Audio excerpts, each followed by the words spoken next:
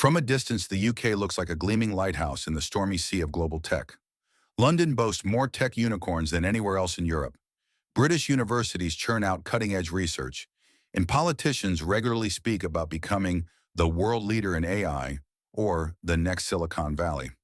But beneath this glowing surface is a deep and growing crack, one that many don't see until they experience it. The UK may be riding the wave of innovation, but it's losing the very people paddling beneath the surface. Immigrants, the silent engine of this success, are raising the alarm.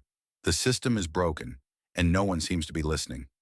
Consider the story of Naveed, a machine learning engineer from Pakistan. He was recruited by a UK health tech startup to help develop AI systems that could detect early signs of cancer. His work was nothing short of life-saving, but while his code ran flawlessly, his life was constantly interrupted. Visa complications, renewal delays, paperwork stress. At one point, his biometric appointment was canceled 3 times in a row, leaving him unable to travel or even switch jobs. "I'm building systems that help people live longer," he said bitterly, "but I can't even get a stable life for myself." This irony isn't rare. It's deeply embedded in the UK's current immigration infrastructure. Immigrants are encouraged to come, welcomed with job offers, praised for their skills, but once they arrive, they're burdened by bureaucracy, legal fees, and endless proof of worth.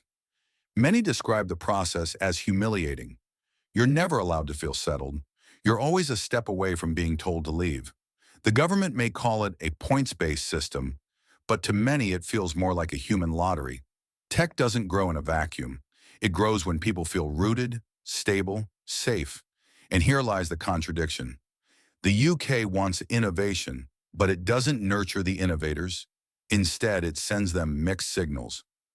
We want your brains, but not your bodies. Your talent, but not your families. Your output, but not your identity. Layla, a robotics founder from Jordan, moved to Cambridge to launch a startup developing autonomous devices for elderly care. Within 14 months, she was generating revenue and employing 5 locals. But despite her success, her visa remained tied to a fragile sponsorship model.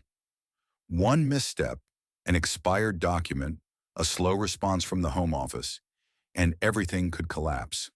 "I wasn't building a startup," she said. "I was building my life on quicksand."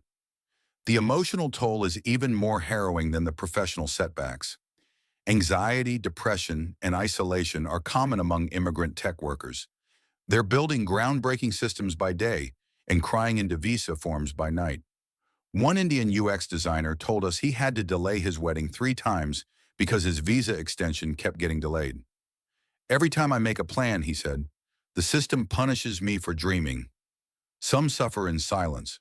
Others leave quietly. And that's perhaps the most dangerous part, the quiet. The UK doesn't see the people it's losing because they slip away without a fight. They pack up and move to Berlin, Toronto, or Dublin, places where innovation doesn't come with a side of existential uncertainty. The UK might still boast about its unicorn count, but the herd is thinning. The pipeline is drying up. Brexit only made things worse. Once a gateway to European talent, the UK now feels more like a fortress. The end of free movement shattered the illusion of openness. Many tech firms now struggle to hire across borders. EU nationals who once considered London the ultimate destination now hesitate. And it's not just about policy, it's about perception. A country that closes doors is a country that closes minds. Even the global talent visa, meant to attract the best and brightest, has become a bureaucratic maze. Applicants face unclear criteria, delays, and inconsistent decisions.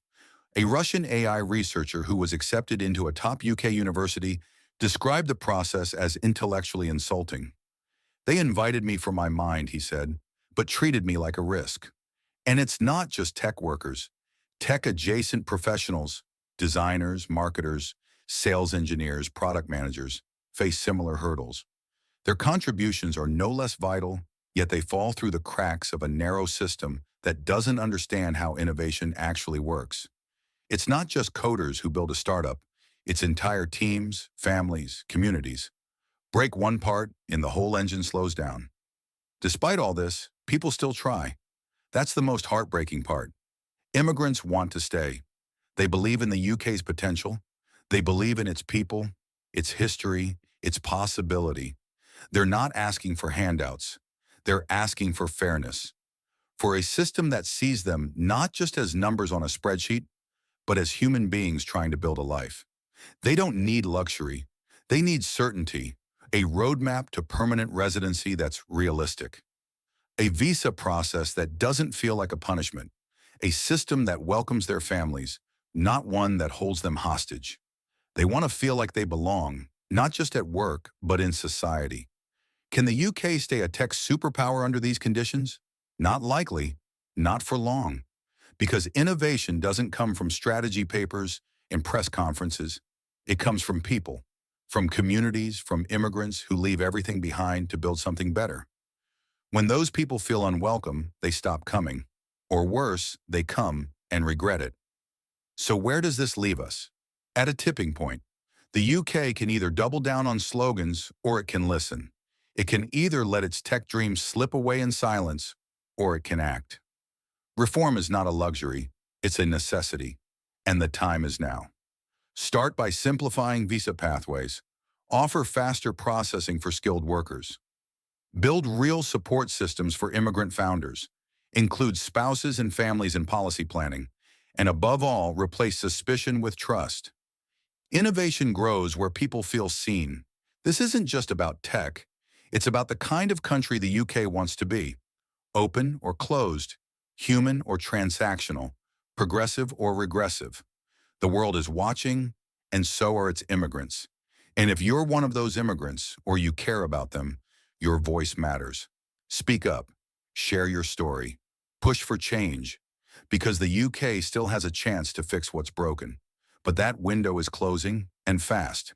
If this video resonated with you, if you felt these struggles, or if you simply believe that innovation and humanity must go hand in hand, then please like, share, and subscribe.